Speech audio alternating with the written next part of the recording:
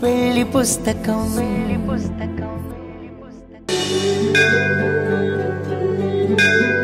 అందరూ నిన్ను కోరికలు తీర్చే స్వామి అంటారు. ఎవరేం కోరుకున్నా వెంటనే ఇచ్చేయాలి. కానీ నువ్వేం చేస్తున్నావు?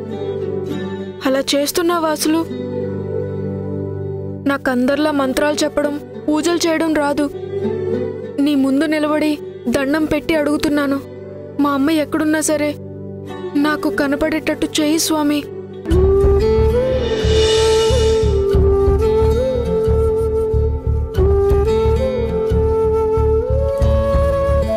ఏంటి నాయనా ఒక్కడివే వచ్చావు? మీ అమ్మా నాన్న రాలేదా? లేదండి, ఎవ్వరూ లేరు. నేను ఒక్కడనే వచ్చాను.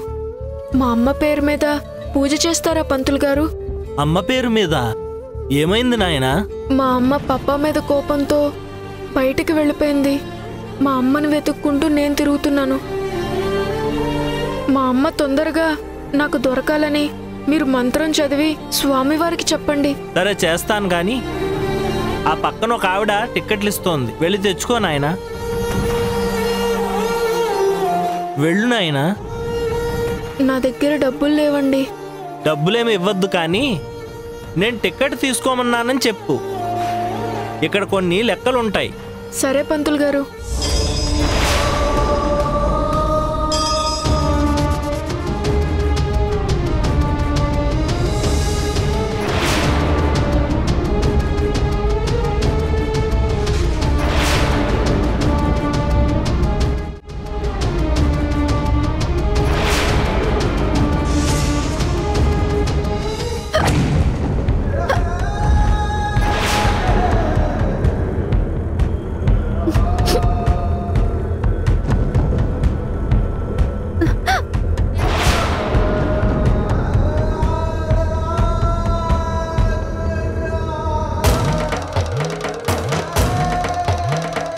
ఇక్కడ ఎవరూ లేరేంటి?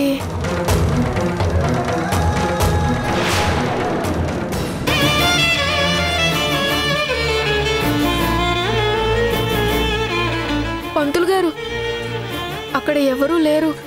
సర్లే, టికెట్ ఏం వద్దు కానీ పూజ చేస్తాను. మీ అమ్మ పేరేంటి?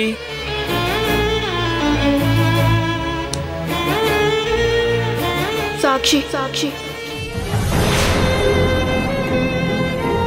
ఓం సాక్షినామధేయస్య యజమానస్య సహ కుటుంబానాం క్షేమస్థైర్యధైర్యవీర్యం. సిద్ధు, ధర్మార్థకామ మోక్షచంద్రవిద ఫలపురుషార్థ. సిద్ధు,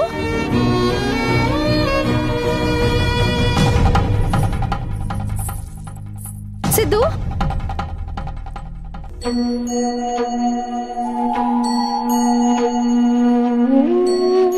అంతా మంచే జరుగుతుంది, వెళ్ళు.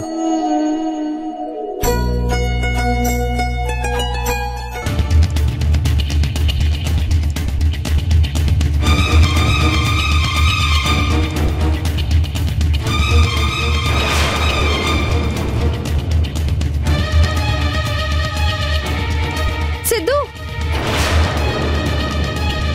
పంతులు గారు, నా పేరు మీద ఎవరైనా పూజ చేయించారా? నీ పేరా? సాక్షి.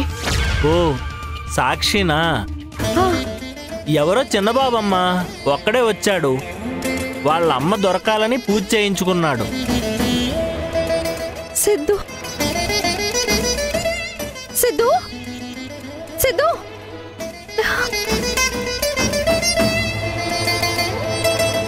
సిద్ధు. స్వామిని చూశావా? నీ బాధలు చెప్పుకున్నావా? చెప్పాను. పంతులు గారితో మంత్రాలు కూడా చదివించాను.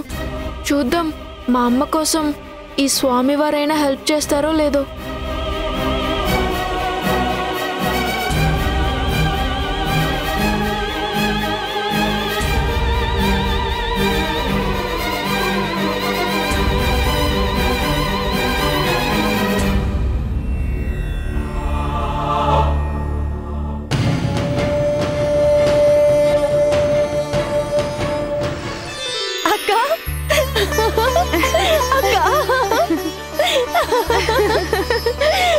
అక్క, మా డాడీకి నిజం చెప్పేసా చేశానక్క.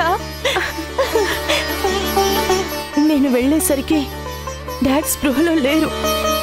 ఆయన చెయ్యి పట్టుకొని, డాడ్ నేను నిహారికని వచ్చాను అనగానే కళ్ళు తెరిచి చూశారు.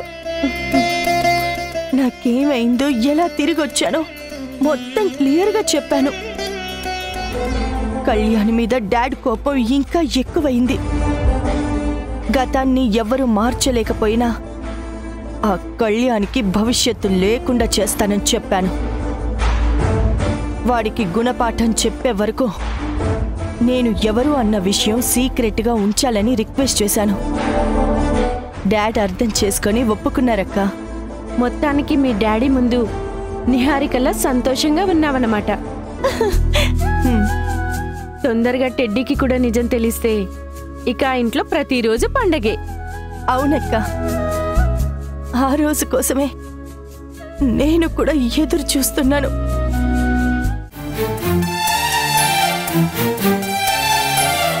నమస్తే సార్. నమస్తే, చెప్పండి.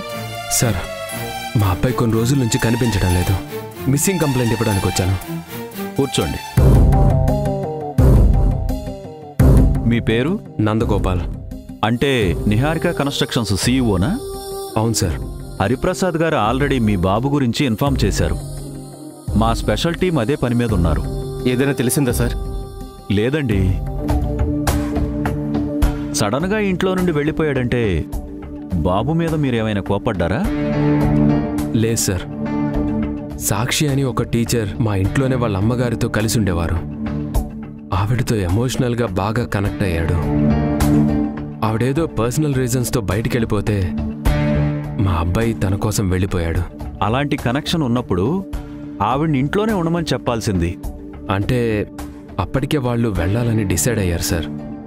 మీ అబ్బాయి సాక్షి గారి దగ్గరికే వెళ్ళుంటాడు. ఆవిడెక్కడున్నారో తెలుసా? తెలీదు సార్. కానీ మా అబ్బాయి ఖచ్చితంగా సాక్షి దగ్గరికి వెళ్ళలేదు. ఒకవేళ వెళ్ళుంటే నాకు తెలిసేది. ఓకే అండి, మా వాళ్ళు మీ పనిలోనే ఉన్నారు. హరిప్రసాద్ గారు ప్రత్యేకించి చెప్పడం వల్ల డిపార్ట్మెంట్ మొత్తం అలర్ట్గా ఉన్నారు. ఏదైనా డీటెయిల్స్ తెలిస్తే ఖచ్చితంగా మీకు ఇన్ఫార్మ్ చేస్తాం. Okay sir. Thank you sir.